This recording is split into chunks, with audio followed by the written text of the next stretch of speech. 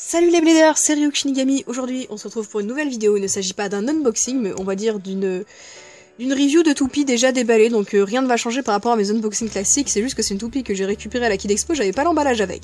Bon, sinon, comme j'ai dit, rien ne va changer. On va décrire la toupie. Donc il s'agit de Arc Balkesh, donc Arc Bahamut dans son nom japonais. To Bump Atomic. Donc c'est quoi cette toupie? C'est une toupie à rotation gauche de type défense. Et quand je dis de type défense, je pense qu'on a rarement connu mieux dans Beyblade Burst au niveau défense. Donc on va tout de suite parler du layer. Donc le layer, comme vous pouvez le voir, est assez régulier et il y a un petit gimmick en fait en dessous.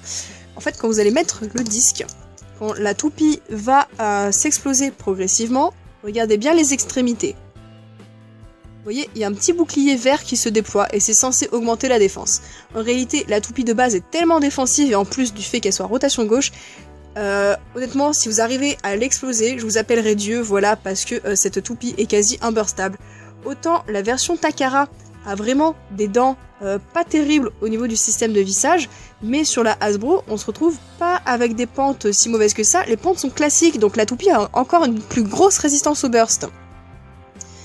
Ensuite, on a le disque 2, donc le disque 2 qui était déjà disponible sur pas mal de toupies, je pense notamment à Crazy Satan, donc Kinetic ça tombe, et la frame Bump qui est une des frames les plus lourdes de Beyblade Burst, donc vous voyez là ici il y a le petit B, et cette frame est ultra régulière, elle a bien du poids sur l'extérieur, donc comme je disais, c'est une des plus lourdes, et elle est utilisée dans des combos pas mal de spin steel, notamment avec Spryzen Requiem, sur Bearing, justement pour ajouter encore plus de stabilité à la toupie. Et ensuite, on a le driver atomique. Donc, vous pouvez voir, il est un peu râpé là, mais en fait c'est normal, c'est parce que le problème du driver atomique, donc, il consiste en une petite boule qui est à rotation libre. Le problème étant le suivant, c'est que souvent avec l'injection plastique du moule de la pièce, on se retrouve avec un morceau de plastique qui dépasse et la boule ne tourne plus. Du coup là j'ai passé un petit coup de lime à ongles, alors ça fait un peu moche, mais au moins la boule tourne et elle fait son effet quoi. Donc voilà, donc je vais tout de suite monter la toupie. Et voilà ce que ça donne. Arc Balkesh.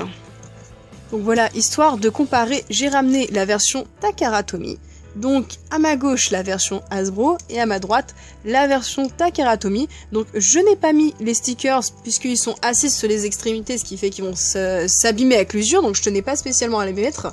Mais sinon voilà, les deux toupies sont franchement quasi identiques. Bravo Hasbro pour le job que vous avez fait sur les toupies Evolution, c'est dommage que vous n'avez pas conservé ça pour les chaussettes, quoi, enfin pour les turbos. Et donc quand je parlais du système de vissage, regardez bien la Takara Tomy.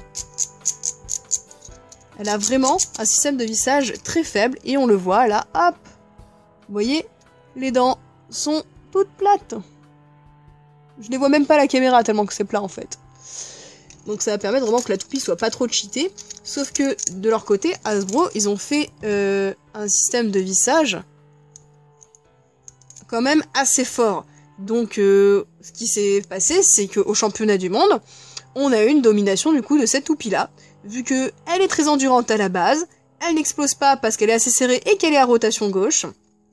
Et couplée avec Bearing, elle est très efficace. Donc en fait, au championnat du monde, on a eu cette toupie soit sur Atomic, soit sur Bearing, avec Spryzen Requiem, soit sur Atomic, soit sur Bearing. Et voilà, et on s'est retrouvé qu'un championnat du monde, c'était bien, mais vu qu'on tournait tout le temps avec les deux mêmes combos, c'était très chiant. Donc du coup, je vous propose qu'on passe au test quand même de cette toupie, hein. On se retrouve donc pour le test de Balkesh B3 To Bump Atomic. Et je vais utiliser le magnifique lanceur que m'a offert Zanki, justement à la Kid Expo lors du championnat du monde. Donc toupie à rotation gauche. On switch le lanceur et c'est parti. 3, 2, 1, hyper vitesse.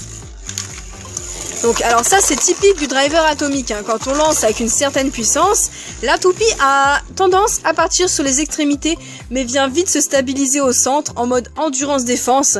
Et vraiment donc atomique, hein, je cesse de le répéter dans mes vidéos, souvent vous me corrigez puisque je dis qu'atomique a une bonne endurance. C'est effectivement un driver de type défense mais qui est à l'heure actuelle l'un des meilleurs aussi en endurance. Donc voilà atomique. Donc atomique, voilà ce driver c'est vraiment une des pièces à avoir. Et donc voilà, maintenant vous savez ce qu'est Arc Balkesh. quelles sont les pièces qui la composent, comment elle fonctionne, comment elle se comporte dans le stadium.